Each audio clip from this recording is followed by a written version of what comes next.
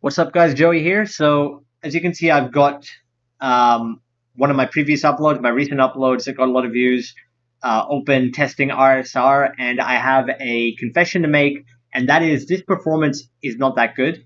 If you didn't realize it already, it could have been better, and the reason behind it was to do with the latest BIOS update for my motherboard and the Agesa version that is actually, like, if you look up Agesa, it's microcode for the CPU that comes with the BIOS updates, and it's supposed to be, it was a stable release, like it wasn't a beta BIOS, it was a proper release 1.205, and apparently it's got a ton of issues with the PBO performance. And so while you were seeing 4650 megahertz on the instantaneous clock reading in the top of the video, that was basically the core clock reading from an OSD. It wasn't the effective reading. And what I mean by that is I have to explain to you guys, if you don't know, some of you will know, but what clock stretching is. And I had previously tuned on a previous BIOS that was behaving normally. I had tuned my CPU to have minimal multi-core clock stretching. So I didn't think it was an issue. And then when I updated the BIOS and re-entered all my settings, all I did was stress test stability. I didn't particularly go in depth into testing multi-core performance and making sure everything was performing as it should. I should have done that, but I did run GPU benchmarks and game on it, and I thought, oh, this is fine. Like, the performance was great anyway. I wasn't complaining, and RSR boosted performance even further. But long story short, I thought I was getting decent performance, and it turns out this video's performance is rather poor compared to what it could have been. So if I go here, 1080p RSR, 1440p, or I actually need to have my other video open, the one for, where is it? The ultra-wide testing one, which is somewhere here. Here we go, this one. So this performance here on this video, this 4650 megahertz was not 4650, it was closer to 4200 megahertz on effective clocks. And what effective clocks is you got two readings. The OSDs that most people use, most benchmarks use, and even benchmarkers could be messing up in this area if they don't really pay attention. And that is, you'll have your core clock reading that the OSDs display. As you can see in my video, it's 4650, holding steady 4650 under load. And even recording this video, you can see the maximum reading was 4625. That was from, I've got Warzone open in the background. And when I open Warzone, that is what you'll see. Now, the main issue is that is not your effective clock speed. Your effective clock speed is another metric that can only be captured through Ryzen Master and Hardware Info. Certain tools, I think some other tools might be able to capture it, but basically your effective clock reading is taking into account core parking and power states. And what that means is that when your CPU goes into a power state mode, the OSD you're using will only record the last given max reading. It won't record the parked core reading. So if your cores are parking, which happens on a nanosecond scale, like whenever there's work to be done and the utilization switches between your CPUs, between your cores, there's nanosecond rest times that do not get recorded on, like, they won't show up. You'll just see 4650 the entire time, but multiple cores are actually fluctuating the whole time, going to sleep, waking up. And unless you fully disable power saving states, this is happening on everyone's CPU at stock, on every Ryzen 5000 CPU with the stock configuration where you've got your C states enabled and your cores are parking as normal. Even under Warzone load, it can happen, although Warzone does hold the effective clocks fairly well through some more extensive testing I've done. But basically, what you want to make sure of is you want to make sure that your effective clock, which is affected by your voltage stability and your temperatures and your peak power limits, is as close to your instantaneous clock as possible. So while your instantaneous clock doesn't catch the sleeping states and the downclocking, as you can see, effective clock is not matching up to the maximum reading, or it's max. No, it's not. So see current, it's showing 4625 with Warzone running. The actual effective clocks, because I'm not actually running the game and have it open and playing, the actual effective clocks are like 3 gigahertz or less, as you can see here. And there's another side effect that you have to be careful of, and that is when you've got default limits for your motherboard, not for your motherboard, but for your CPU. The default limits for the 5600X are something like, and these are three variables for PBO. They're your PBO limits. So as you can see, PPT limit, TDC, and EDC limit. and there's an amperage involved, and basically stock is something like 88, 60, 90. Sorry, I listed it wrong. PPT is 88, TDC is 60, and EDC is 90. And stock limits will affect your effective clock speed, because if the CPU can't get enough voltage, it'll drop in clock speed, but you won't see it on the normal core clock reading. So you'll just see this number here, the maximum, kind of like in this video that I showed you guys. And that's actually how most benchmarkers as well. Not all of them. There's some really good ones out there that do show it properly, probably for this reason. But even in Afterburner, you can't actually show effective clocks unless you run hardware info alongside it and implement the whole overlay. Like, you've got to integrate the whole thing and all these effective clock readings using Afterburner's plugin integration. Unless you do that, and it comes up, it'll look completely different. Like, and I've seen most benchmarkers, they don't actually do it. They don't use hardware info integration, which is through here, active hardware monitoring graphs, and you have to enable hardware info, and you have to add the exact metrics that you want to add. But that's very, very tedious, and it actually adds some CPU load. So ideally, you don't want to do that. But to actually show the true clock readings, that's what you'd have to do. The next best thing you can do is when you benchmark your all-core stress tests, you want to make sure that your current and your effective under load are hitting the same or within a few megahertz, within 10 megahertz of your actual instantaneous clock readings. You want these two to match as close as possible. So if you're seeing core clocks 4,400 and your instantaneous is 4,600, that's 4,400 is your actual performance, and it could be very misleading to people. Thinking, oh, he's running 4650 all core or whatever, and they don't know that it's only running around 4.4 or 4.2. So I've actually figured out that a lot of people are doing this too, like a lot of benchmarkers, because when you see their Signbench scores, and then they show, they'll show Signbench scores for overclocked, right? And then they'll show their Warzone performance. Their Signbench scores are clock stretch scores because they're so low. Their multi-core scores are like under 4,500. And that's clock stretching because the CPU, the PBO algorithm wants to boost. If you increase the limits and you keep the temperatures in check, it'll boost all the way up to 4650 at stock using PBO. If you just tune the limits to the right degree. If you put them too high, the problem is the temperatures will go too high. And it's a combination of all of it. Like if I add plus 200 megahertz to my PBO, it'll increase the voltage curve, which makes you hit the PPT, the EDC, the power limits quicker, and you'll end up with clock stretching again. Like, you'll end up seeing lower than expected performance on the effective clocks, and the score will be low as well. Like, the Signbench score will be low. So I'll show you the Signbench score real quick of what default might look like for someone that's just bought a 5600X and they're just running Signbench with default settings. So default limits, basically, maybe PBO disabled even. And this is what clock stretching looks like. You'll see 4650 on the instantaneous clock, and then down here on the effective clocks, it's down at 4.2, and your score will be around 4,150. And I bet you there'll be people that are viewing this video that will run Signbench R20, and they'll get around 4,150 or maybe 4,200 if you're lucky. And this can also depend on your case cooling, your ambient room temp. There are other variables. But on stock limits, unless your motherboard defaults to auto motherboard limits, which basically uncaps the limits entirely, that'll also drive your temps up and still cause some kind of temperature-based throttling. But long story short, it won't be optimal out of the box, and the majority of casual gamers that just get the new CPU or they get the new build, and if they don't do any specific tuning for the PBO clock stretching, they will have lower than expected performance that isn't relative to what their OSD is showing them. Because this is what Afterburner will show you. MSI Afterburner overlays and all the benchmark videos on YouTube. Majority of them will be showing this kind of clock reading that is not the effective clock reading that takes into account voltage and core parking and lack of voltage. Basically, if the voltage is too high, then it's hitting power limits, it'll clock stretch. And you'll end up with 4,200 megahertz worth of performance. That's what your score is going to be.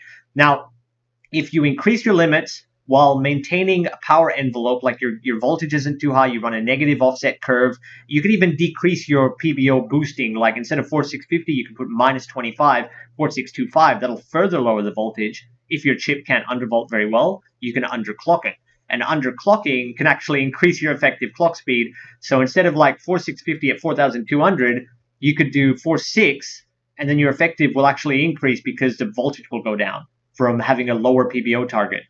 So if my PBO target instead of 4650, I put -50 and it's 46, then I might see this increase by 100 megahertz because the voltage across it affects the voltage curve to run a negative megahertz offset. So on top of the curve optimizer, if you know what curve optimizer is, it's when you set a negative voltage across the entire curve. You can further underclock the PBO speed and get even more voltage. And basically having lower voltage means your TDC, your PBC, your PBO power limit envelope has more headroom to boost better, and your effective clock will go up. And that's ideally what you want to do. To give people accurate benchmarks, you want your instantaneous clock reading to match or get as close as possible to your effective clock reading. And that's what I had done in previous videos. I never really publicized it because I thought it was common sense. But then the more I thought about it, and then after seeing this BIOS issue that threw off my PBO performance, like my scores across Signbench and a few other benchmarks that I've tested, CPU-specific scores, mind you, but they all went down because of this. You can look it up. Look up Agesa 1.2.0.5, and there's people complaining about performance and boosting issues and all kinds of things, and it's to do with the offset and the PBO curve being different. I'm pretty sure the voltage is lower, but it's called more clock stretching because there's a lack of voltage, and you have to kind of take it into account and retune your PBO curve to get the same performance back, to restore your lost performance from this BIOS. So after realizing what I've done, what's happened, I still am keeping my other videos up that I've uploaded, mainly because those videos are still representative of what someone might get on the latest BIOS, because it's a full release. It's not a beta BIOS, the 1205. And it's the performance someone might get if they don't know about clock stretching, if they just get a new system and want to plug and play. They just play it out of the box. That's actually really close to stock performance. Now, after tuning, I'll show you what minimizing your clock stretching does to the CB scores, to the multi-core scores. So as you can see, this was my first attempt. When I realized what was going on, I jumped straight into the BIOS. I put a -125. You can see it in the file name here. But I put -125 to see how the PBO algorithm would behave, to get not really a baseline reading, but to get a behavioral reading on what on earth is the CPU doing now? Why am I clock stretching? And so I put -125. That put my peak boost to 4525 multi-core. But then, as you can see, my effective clock increased from the stock, 200 megahertz, whatever it was, all the way up to 4480. And it was I narrowed the gap basically by doing this adjustment. And then I figured, okay, there's headroom. I've got degrees. Signbench R20 is actually an AVX workload, which is a type of instruction set. Without getting too technical, it is capped at 70 degrees. Once you go over 70 degrees, your scores will degrade. You'll get clock stretching because of the AVX workload, which is not really applicable to gaming. But if you're trying to use a quick benchmark to test your CPU all-core clock stretching, it's still useful if you don't mind trying to keep your temps below 70, or having 70 as like your hard cap. Which usually gaming will be under 70 anyway. Like your gaming, it'll be if your Signbench is 70, you'll be at 55 gaming anyway. So it's not really a problem temperature-wise for gaming, but it's a little bit harder if you push it too hard, your effective clocks. So just showing you this here, this was the first attempt, and I had the limits at 88, 60, 90, which is what I was running across all my previous videos that weren't clock stretching on the older BIOSes. And you can see 4471 CB is already well above what most default limit 5600Xs will get, because I underclocked it to narrow the clock stretching down. So by underclocking it from 4650 to 4525, my effective clock increased to, it gave me a 200-point boost, which is huge for a Signbench. Signbench, normally it's much harder to squeeze extra performance from simply overclocking, right? So if you know about Signbench. Now, then I changed it again. I put only 50 megahertz negative, but I increased the limits because I was EDC throttling here. And that is why the score wasn't higher and there was still some clock stretching. It wasn't because of this. It wasn't hitting 4525. The reason it wasn't hitting 4525 is because it was hitting the EDC limit. And I had headroom to stay within 70 degrees. So I just guessed, okay, it's behaving like this. I'll go minus 50. I'll increase the limits to 95 ppt package power, so 95 watts. And you can see the package power here, 94 it was hitting. And then 60 amps is still the default. And then I increased the EDC all the way up from 90 to 102 just to see what it would do. And it was still hitting 100, but the clock stretching got way better. Like, I narrowed the gap even further and boosted performance, and I gave it more headroom to boost higher. So we were at 4555, 4588. And look at the multi-score, 4552, which is really good. Single doesn't really matter, and single can be heavily affected by BIOS updates as well. And this Agesa version just threw off my single. It should be hitting around 600, but it's also to do with temperatures and the AVX workload. And the AVX temperature hitting, like, being close to 70 can affect the single core scores as well. But either way, focusing on the multi, because this is what Warzone uses. Warzone is very multi-threaded of a game. And you can see I hit 4552. Okay, so it's not in the realms of like really good overclockers that know what they're doing. They're going to be hitting 4.6, if they even hit 4.7 on a 5600X. But in terms of staying within a power envelope at a certain temperature on a really cheap air cooler, like I'm on a Gammaxx 400 Pro, which is like a Hyper 212, if you don't know. It's similar to a Hyper 212 or a Noctua U12 S. It's like a slim tower cooler, basically, made by Deepcool. And if I had a better cooler, I think my single would go up from having just simply lower temps. It affects the boost algorithm as well. So anyway, you can see I was hitting these limits, and that was negative 50 curve.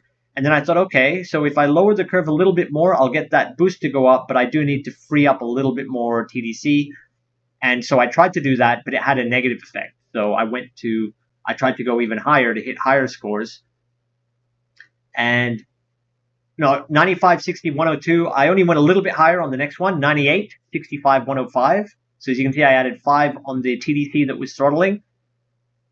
And I added a little bit on the EDC, 102 to 105. And I increased the PPT a tiny bit. So this was actually the optimal run.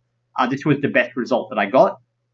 And it hit 70 degrees, which is the cutoff limit. Once you start going past 70 degrees, Signbench and the AVX workload will throttle the CPU, and you'll get clock stretching. Like, you just won't be able to push past a certain point without better cooling at this point. And I'm in a 30-degree ambient room. So this was my best result. And then I thought, okay, I'll try going harder to see what happens. But I already knew that my temperature limit was reached at this point. I just wanted to see how it would affect the score. Could I get higher than 4615? And I increased the limits even further, and it did hit parity. Like, it hit 4625, 4625, right? The effective clock was matching the instantaneous clock. Best case scenario, right? But because it's an AVX workload and it was beyond 70 degrees, I got score regression. Even though it was only 5 points, I ran it 2 times, and both times it hit 4610 because it was past 70 degrees. So by adding more power, I added more heat. See that temperature increase?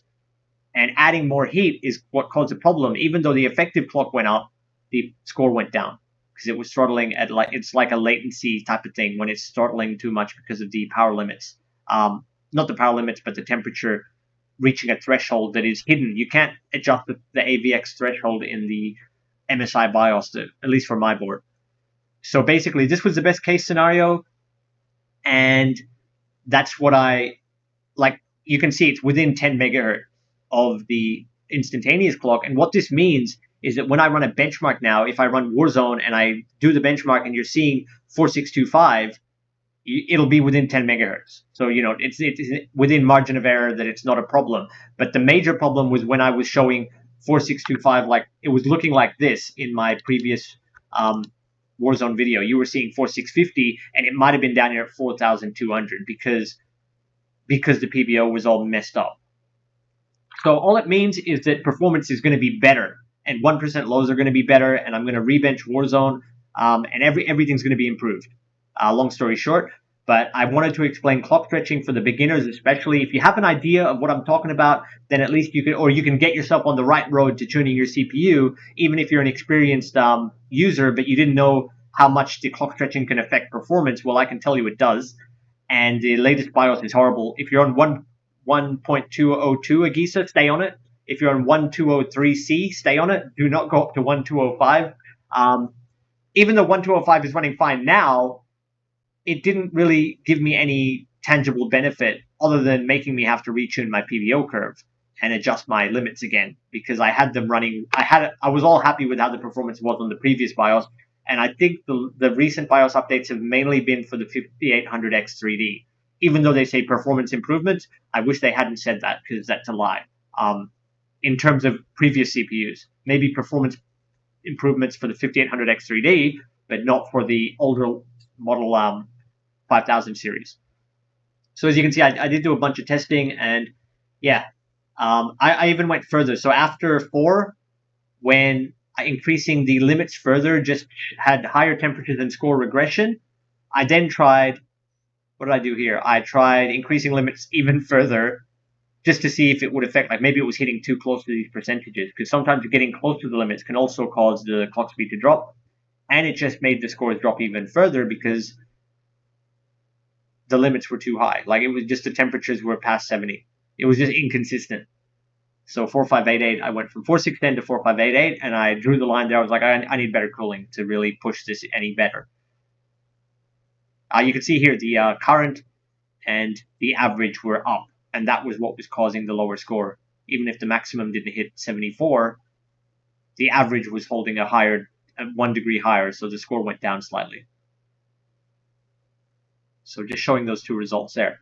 So anyway, getting all that out of the way, I retuned the CPU. I went with this setting, 98, 65, 105, and the same method can be applied to any Ryzen 5000 or even Ryzen 3000 CPU. Check your clock stretching, run Cinebench R20. If you don't have adequate cooling, then lower your underclock it. Underclock it so that you get better scores like this. I went up 200 points just by underclocking it by negative 125 megahertz on the PVO boost.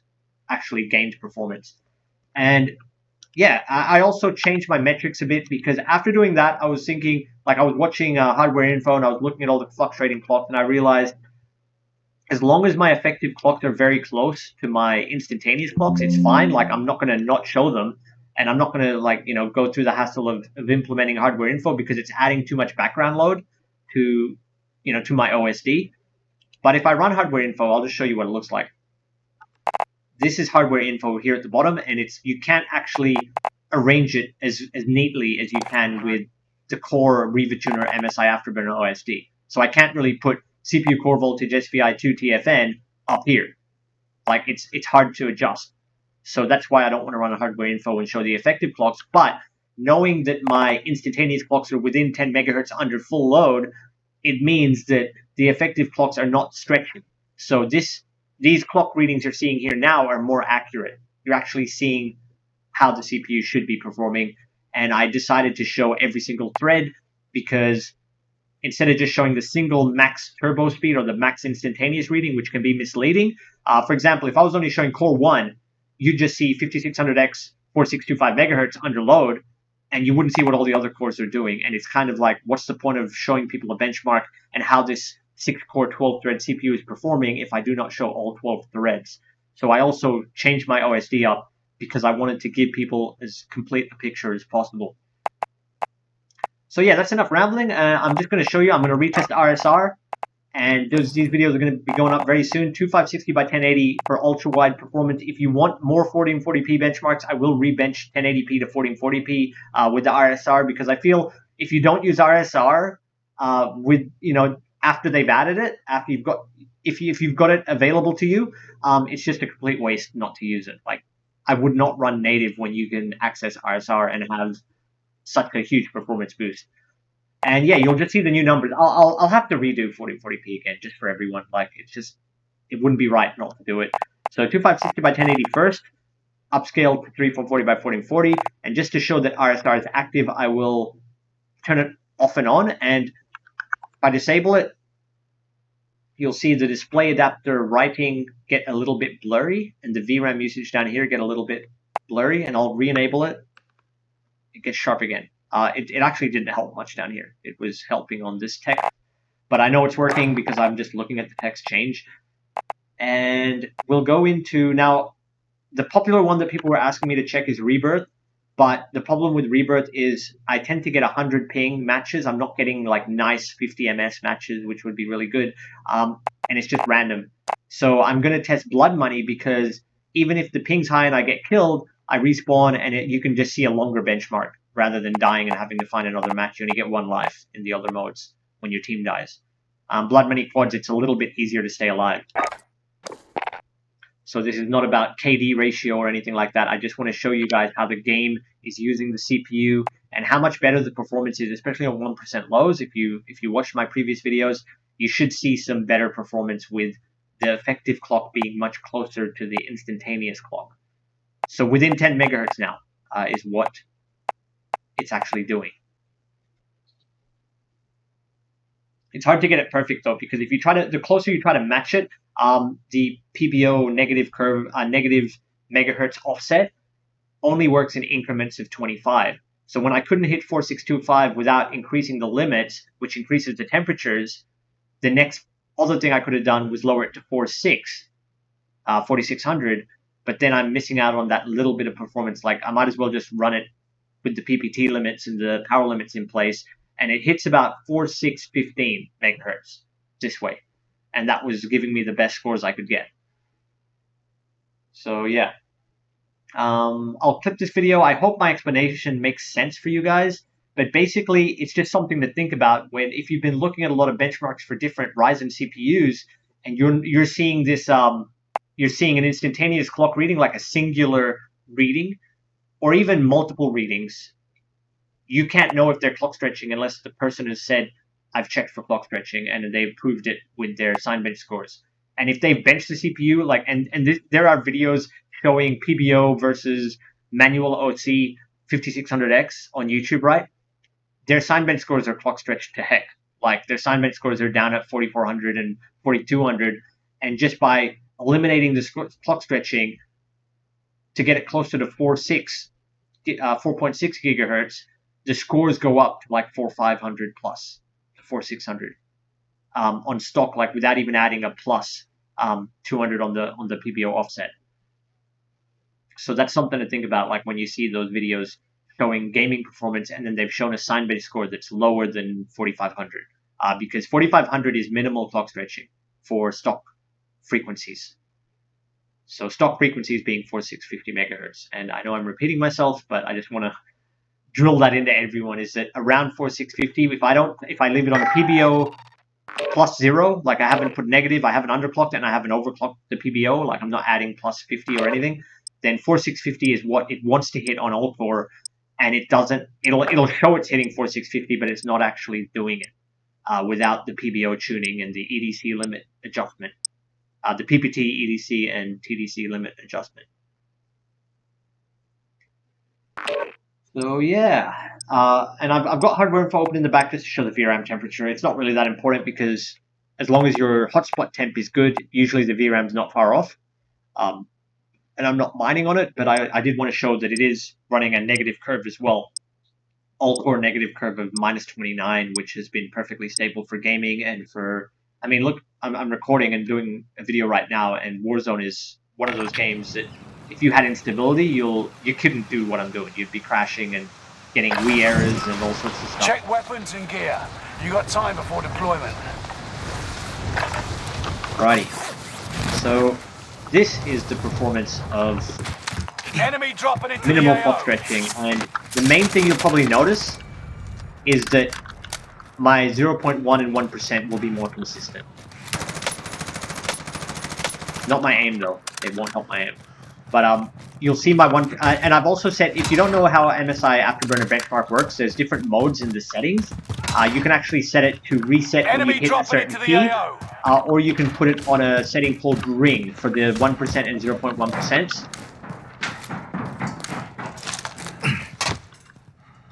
Let's go on the roof.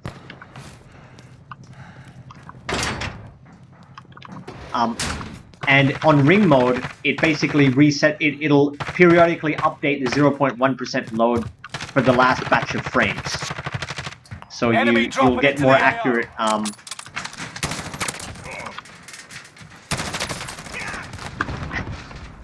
accurate readings.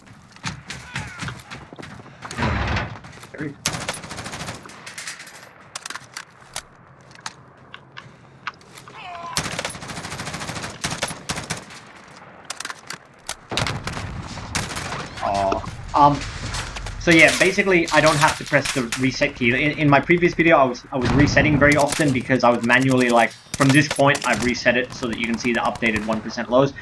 If you see it changing, the number just suddenly changes. It's because it's started counting, like it's done a fresh batch of frames for that area of the map.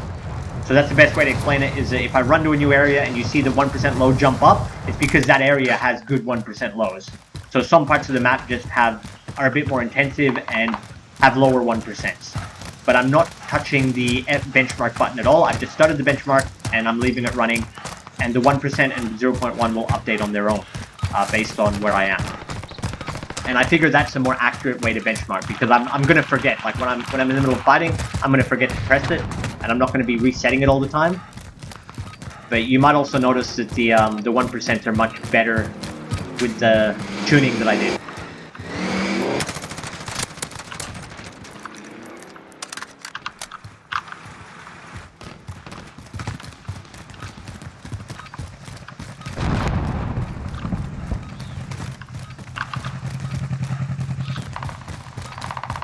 If I go indoors like that, pretty good. This area was actually intensive in the last benchmark, but the 1% lows are just much better.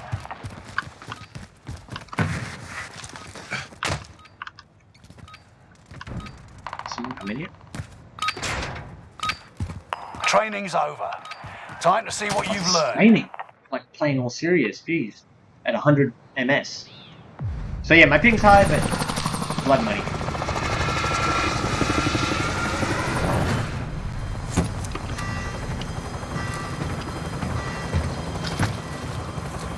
And yeah, you can see I also added the usage. I did have it on percentage readings, but the problem with percentage is when you're watching gameplay and you're trying to glance at it, it is harder to look at percentage numbers. I just like tried looking for myself. It's easy to like see the 4625 or 37. Of course, they're parsing a little bit. Secure more cash than the enemy. But for the most part, you'll lead them in. it's easier to just see the little bar graphs. Like you can just tell, you can glance at it and go, okay, all those cores are under load, and if a core is not under heavy load. Enemy soldier nearby.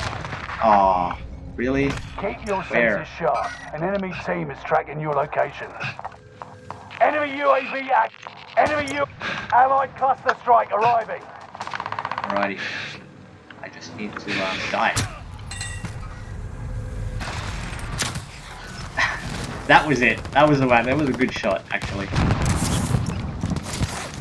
Jeez. But yeah, hopefully you guys appreciate that, just because I wanted to show the all-core, like, all-threads load, because it is such a multi-threaded game. Like, it'll scale all the way up to 5950X if you look up TechSpot benchmarks. But I wanted to show, like, a casual user with average RAM. Like, I'm running really cheap RAM.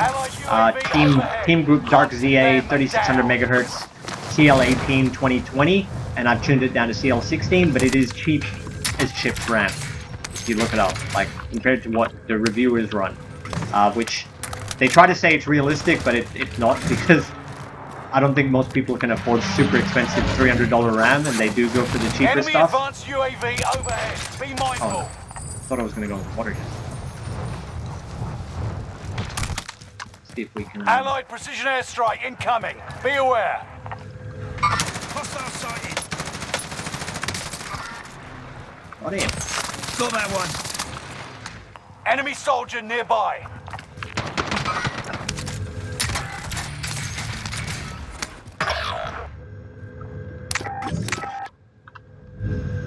Allied UAV overhead. Hunt them down.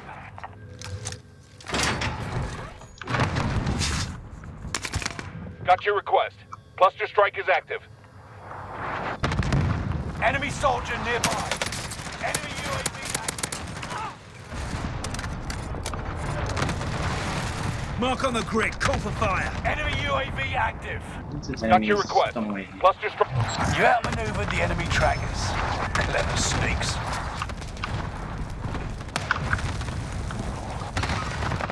Enemy precision airstrikes. Time's running out. Move to the target area. Enemy soldier nearby.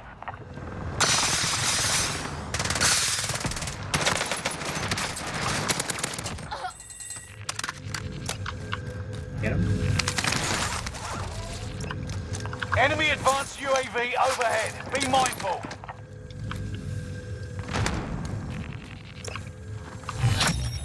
Contracts complete and payments released. Figure I earn a cut, yeah? Enemy precision airstrikes. Enemy dropping into the AO. Enemy advanced UAV overhead. Be mindful. Above me. Enemy soldier nearby. Target marked. Hit him now. Got your request. Strike is active. Dropped him. You're good. Action standing by. All right, I got you. Ah, damn it! Why did I try to revive him? Hostiles in the area. Hostiles. Enemy UAV active. I'm gonna go back funny. Allied UAV overhead. Hunt them down. Load up this ammo. But yeah, that was the biggest side effect of having the lower effective clocks is when you run competitive settings, the 1% lows and the 0.1s have more drops in them. Enemy UAV active. Enemy cluster strike. Watch your head. Enemy UAV active. Damn it! My team Move to here. the target area. You don't have all day.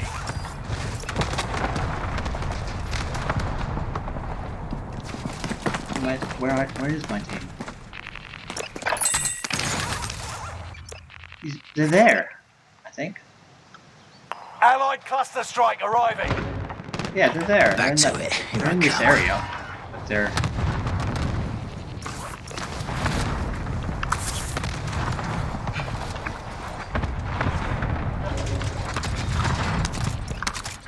Contract is settled. Good work out there. There we go.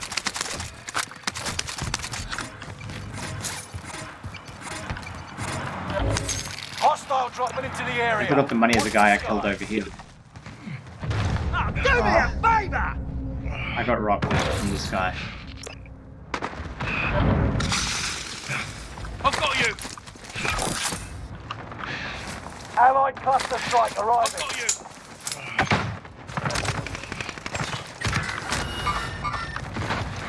Enemy UAV active. Close enough. Enemy UAV active. Enemy advanced UAV overhead. Be mindful. Nice. Need to bank some of this.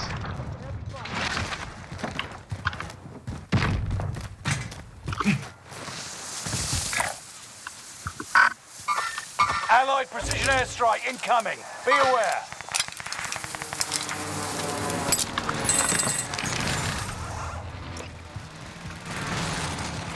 Enemy dropping into the AO.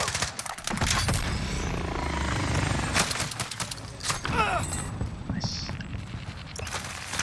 I'm hit. Bollocks.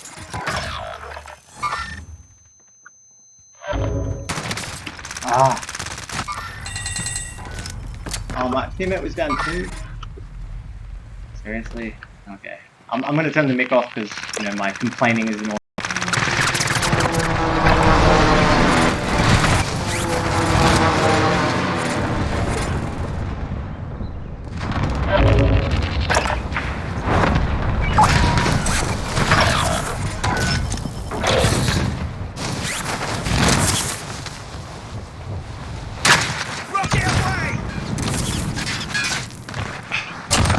Dead. Got him.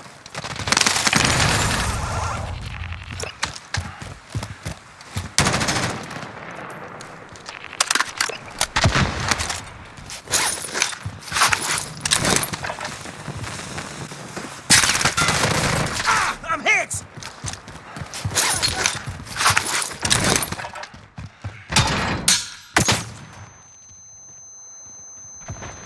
Claymore set. Okay. Knew I'd find you.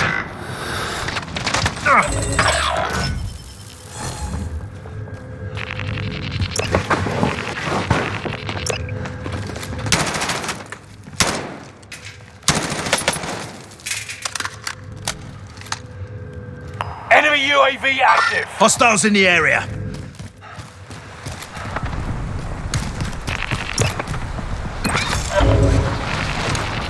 Enemy soldier nearby.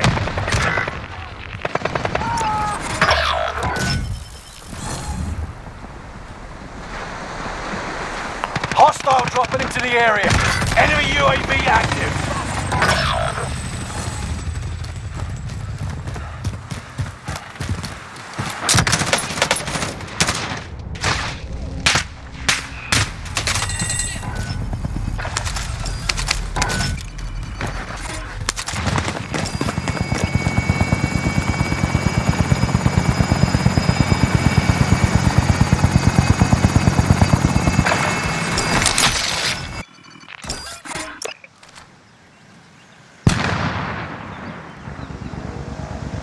Back online, coming through.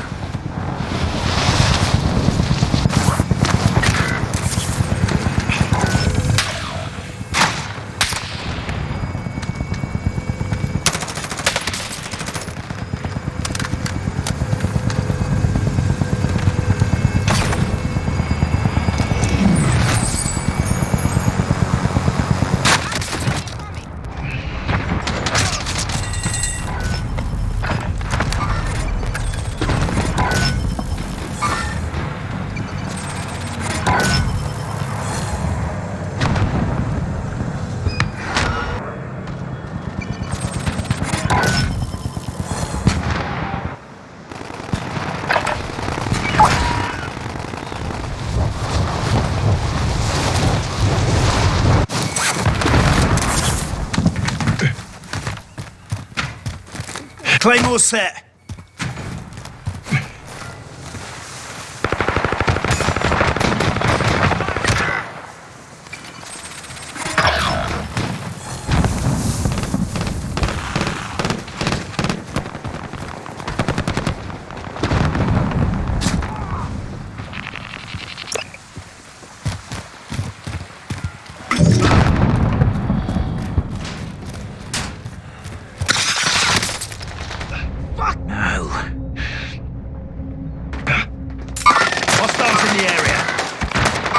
Hostile sighted!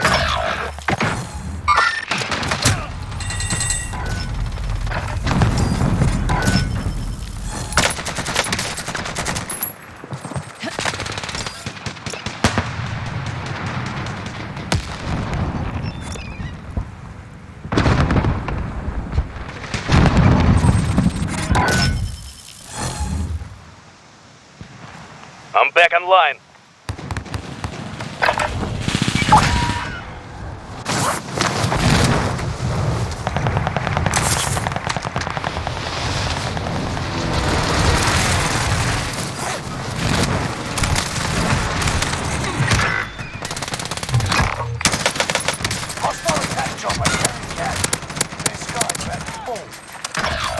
You eliminated the most wanted target. Smash it.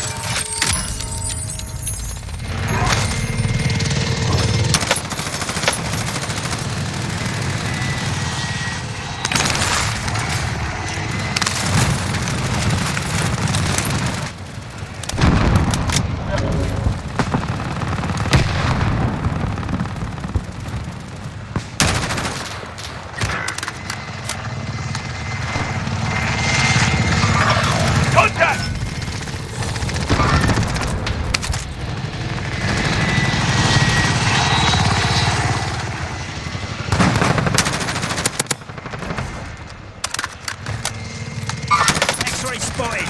Got him for ya.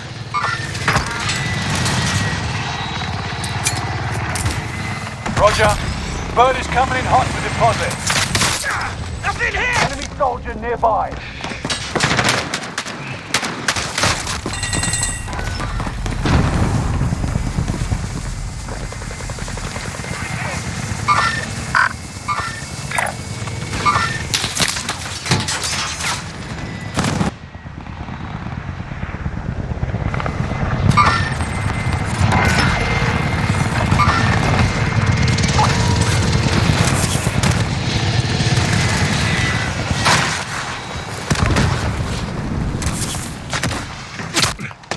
UAV active.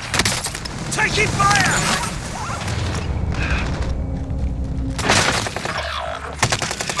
Hostiles in the area.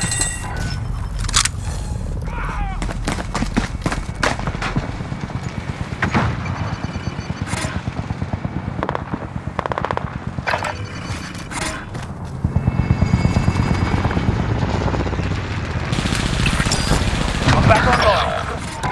Back online, coming through.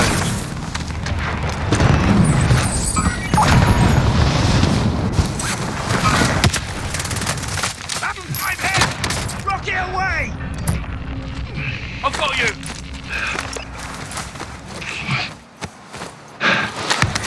Enemy dropping into the AO.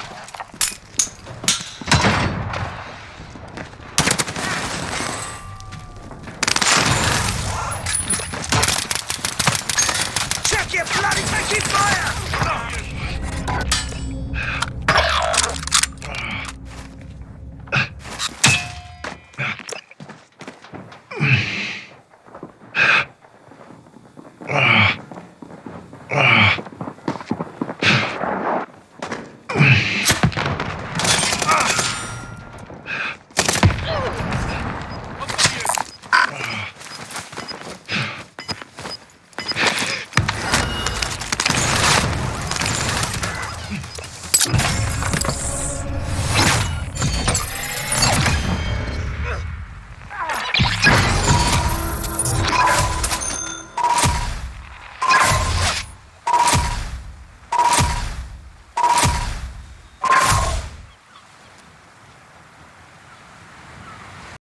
Alrighty, so that was 2560 by 1080 upscaled to 3440 by 1440, and now we'll go to 1080p and upscale that to 1440p, but I have to change the desktop resolution for it to work.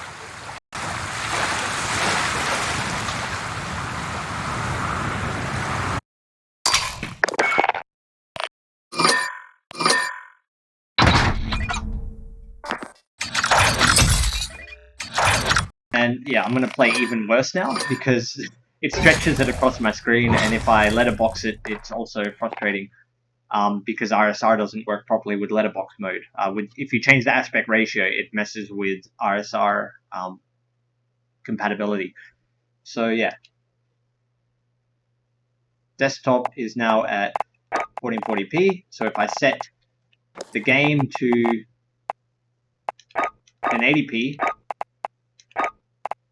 it should upscale it. I should be able to activate and deactivate RSR like normal. Okay, so now that I've done that, let's just see if the button works. Yep, it's working. So disabled, enabled. It's kind of hard to tell at this resolution anyway, at least on my monitor because it's all stretched out. But I'll just disable it one more time. Try to look at some text. Disabled. Okay, on the right, capital elimination, like the challenges. It's disabled, and then 1, 2, 3, enabled. Disabled, enabled.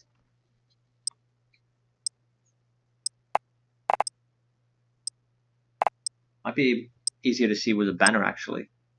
Oh, it's too late. Here. Disabled. Yeah, the font definitely gets a bit fuzzier around the edges. So that's disabled, and then enabled. Use this time to train a bit. We'll be deploying soon. And here is probably the best spot. Disabled, primary weapon blurry, enabled. Yeah, definitely working. So now we just need to see the frame rate. Hostile dropping into the area. Watch So this the is skies. effective clocks, 4.6 gigahertz basically, 4615, whatever it does. It might even be hitting the full 4625 because it's not a sign bench workload, which is an AVX. So it might be even better because the temperatures are actually much lower when gaming as well. You can see the CPU temps at 65 degrees. Actually, that's actually a bit high. It's actually warmed up because of the uncapped FPS. I normally run around 55 degrees at lower resolution. At higher resolution, sorry. Confused with the RSR. So this is still warm up, isn't it? Or we should be. Are we? Yeah, waiting for the lobby to fill, 31 out of 36.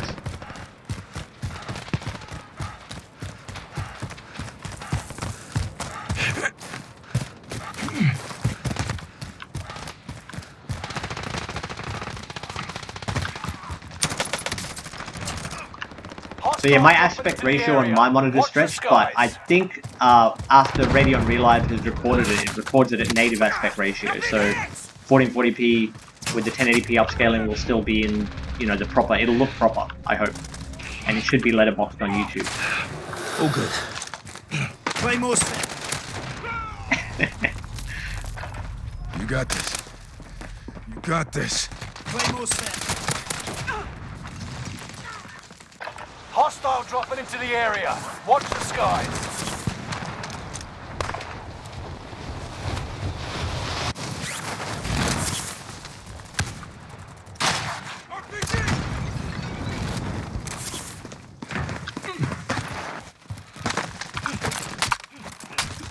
Hostile dropping into the area. Watch the skies.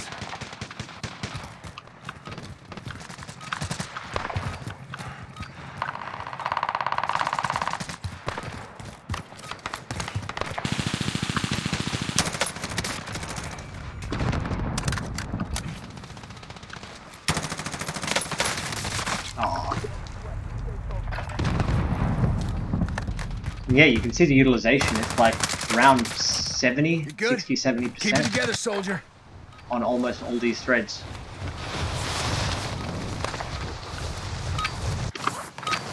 Practice is over.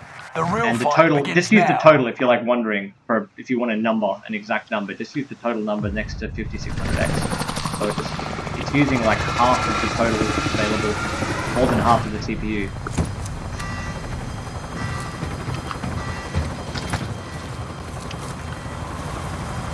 But if you'd like percentages instead of the bar graphs, just leave a comment down below. Like if I see more people asking for it, or if you like the bar graphs, then let me know as well, and I'll see which one's more popular. I'll use whatever people are happy with. Eliminating targets. But I think the bar graphs are easier to Alright, glance soldier. at. Mark That's the just drop my point for personal your team. preferences. So I can just look at that go, Enemy it's soldier using that nearby. one. Positive ID on the bounty target. Let's make this quick.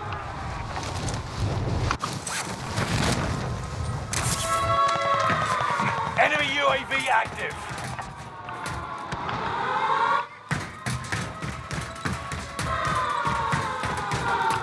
The bounty target is down. Marvelous. Clock's ticking. Make your way to the target. Why didn't I drop my team?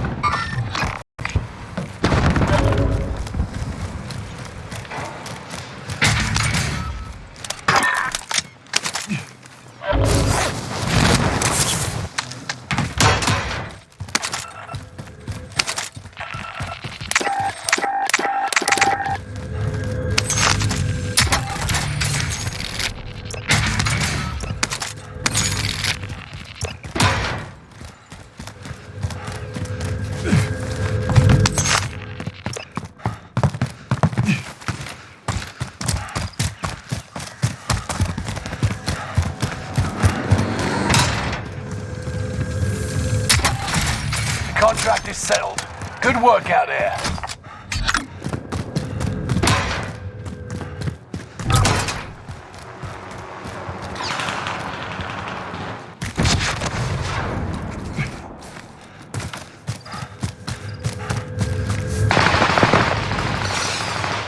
Hostile dropping into the area. Watch the skies.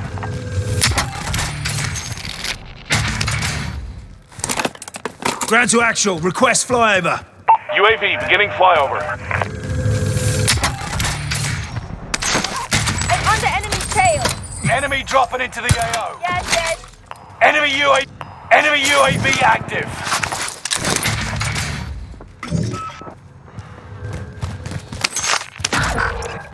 Yes, yes.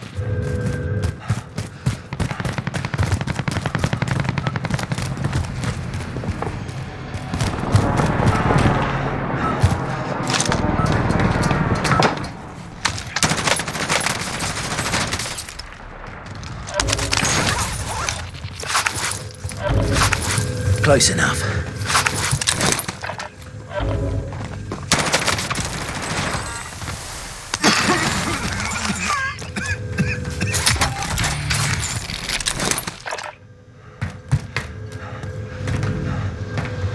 Hostile dropping into the area. UAV is out of fuel. Returning for resupply.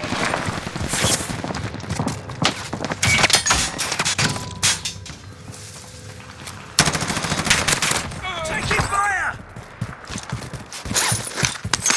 I could use this enemy tail.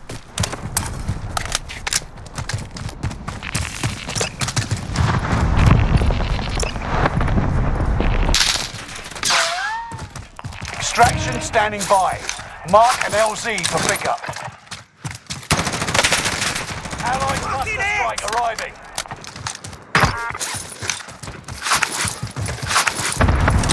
Enemy soldier nearby.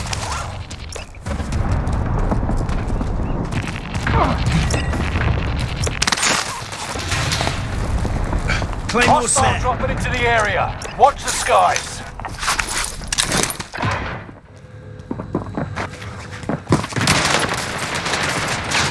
Check your fire!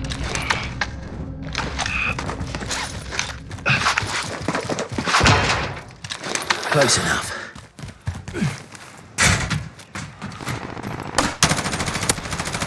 Enemy dropping into the Hostiles in AO. the area. Enemy UAV active. Oui, oui.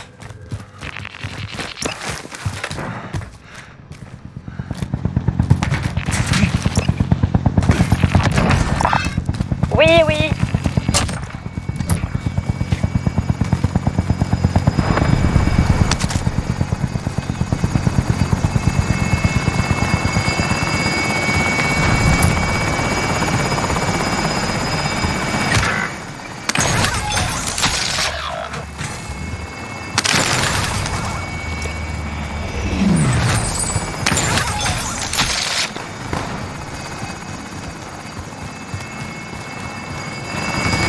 Enemy dropping into the AO.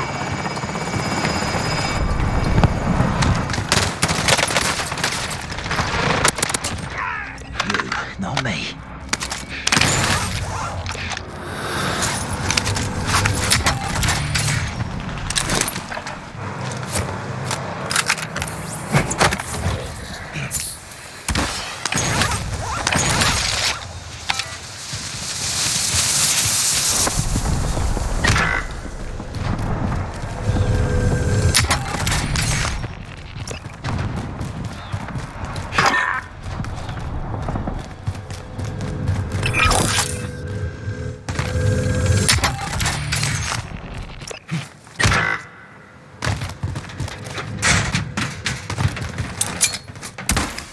Copy.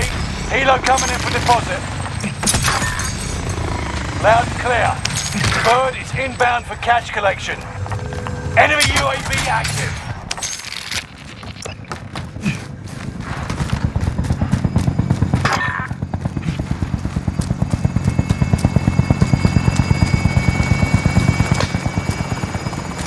Bag set.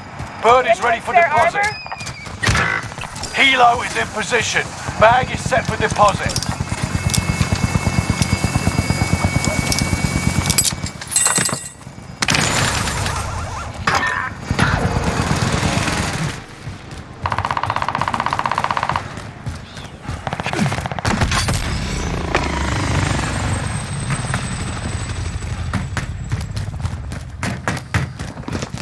Cargo is secured and flying out of the AO. Cargo is secure at base. Keep it up. Cargo secure. Helicopter is leaving the AO. Cargo is safe. Exfil's returning to base. Loud and clear. Bird is inbound for catch collection.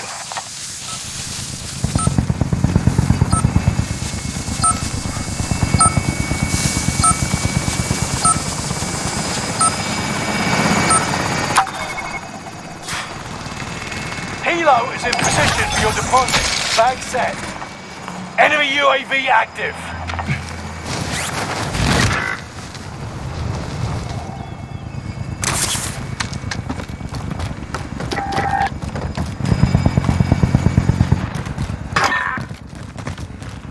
I'm on the enemy's tail. Understood. Rally point set. Cancel. Hostile spotted. Cargo's on board. Exfil exiting the AO. Cargo deposited and safe at base.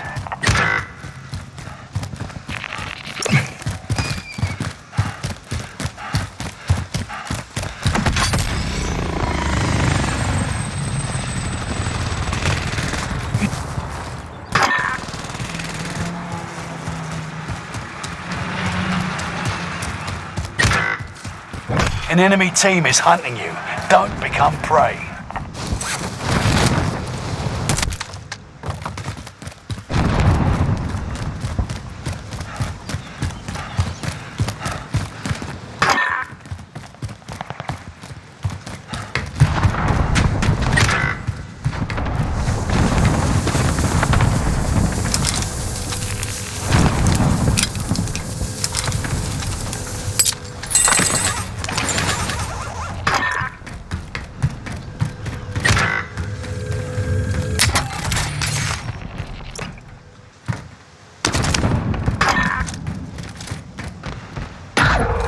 Target marked. Hit him now. Got your request. Cluster strike is active.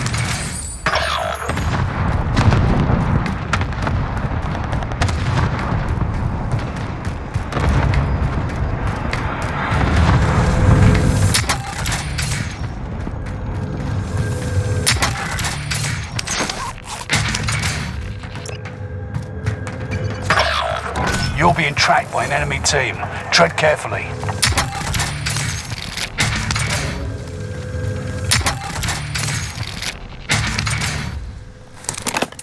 Ground to actual. Request flyover. UAV beginning flyover. Target marked. Hit him now. Enemy soldier nearby. This is Phoenix 3. Strike inbound.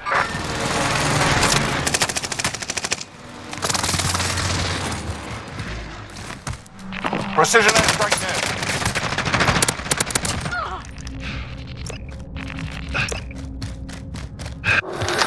Allied UAV overhead. Hunt them down.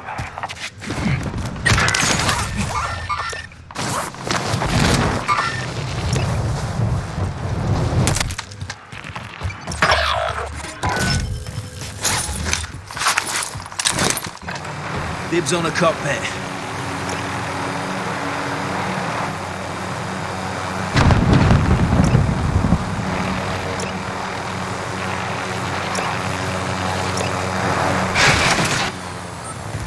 UAV is out of fuel. Returning. Loud and clear. Bird is inbound for catch collection. Enemy attack chopper is in the AO. Destroy it and recover the cash.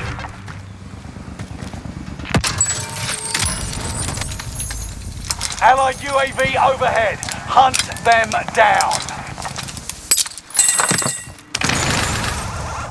Helo is in position for your deposit. Bag set. Hostile dropping into the area. Watch the skies. Enemy UAV active.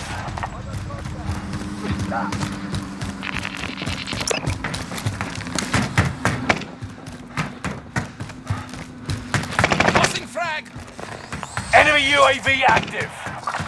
You outmaneuvered the enemy trackers. Clever sneaks. Cargo is secured and flying out of the AO. Cargo deposited and safe at base. Allied precision airstrike incoming. Be aware. Copy. Helo coming in for deposit. Outside.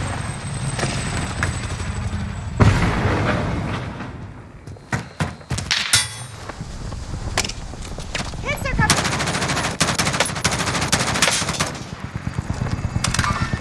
Target cannot escape. I won't let you go. I'm hit! Helo is in position. Bag is set for deposit. Enemy UAV active. Enemy advanced UAV overhead. Be mindful.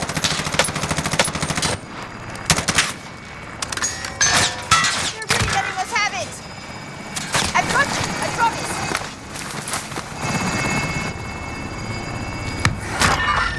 I'm in their shadow. Cargo is secured and flying out of the AO.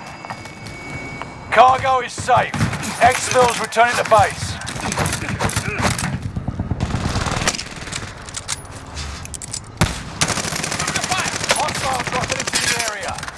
Got that one. Enemy advanced UAV overhead. Be Someone please mindful. get that.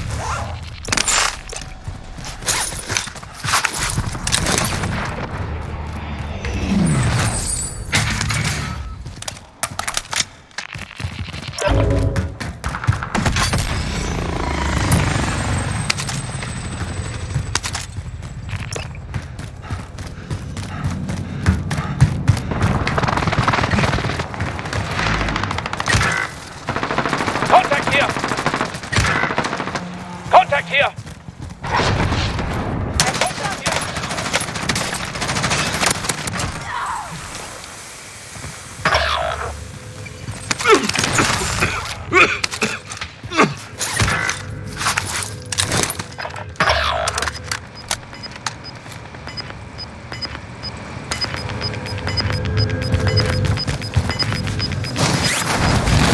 You eliminated all enemy teams. Well done.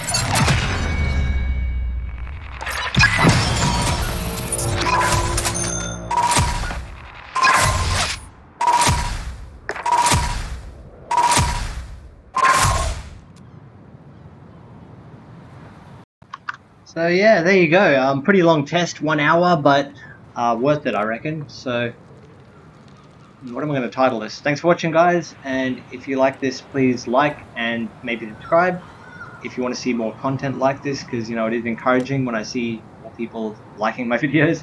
And if you want me to change my method or further explanations on any particular area of what this video went over, then just let me know, because I could do a BIOS breakdown. I'd have to get my phone camera out. I don't have a high-end camera for recording, but I could, you know, do a BIOS walkthrough if you're wondering which specific settings are important. But otherwise, I encourage everyone to just learn your way around the BIOS. You don't have to change any settings. You can just explore, like go through every menu. Make sure you hit F7 to go in advanced mode, and find PBO, and don't leave PBO on automatic or advanced. Like, you want to set it to advanced, but then you want to change it to manual limits. You don't want to leave it on automatic or motherboard limits, because motherboard means uncapped, which will run really hot and cause clock stretching, usually, unless you're running really extravagant cooling or have a very low ambient temperature. So even like all the way down to like 60, 50 degrees, you can still get benefits from having better cooling. The PBO algorithm will work better. So yeah, hope that helps you out, and thanks for watching, guys. See you in the next one. Bye.